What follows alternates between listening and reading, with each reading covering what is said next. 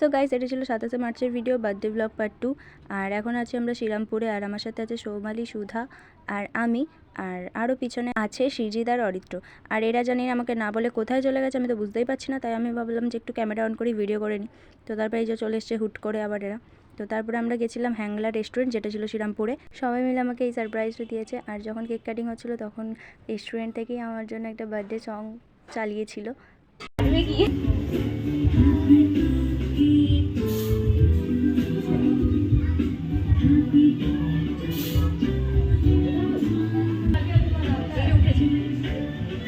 সৌমালিকে আমি খাইয়ে দিচ্ছিলাম, তারপরে নিজে একটু খেয়ে নিলাম, বেশ ভালোই লাগলো।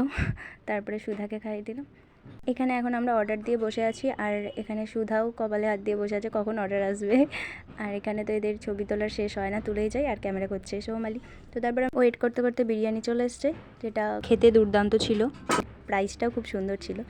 যাই হোক, তারপরে এই কেকের উপরে লেগেছে ডান্সার, যেটা দেখে আমার খুবই ভালো লেগেছে। আর এই সুন্দর ড্রেসটা সৌমালি আমায় গিফট করেছে, তো থ্যাংক ইউ সৌমালি। আর সবাইকে আবারও থ্যাংক ইউ। চলো বাই।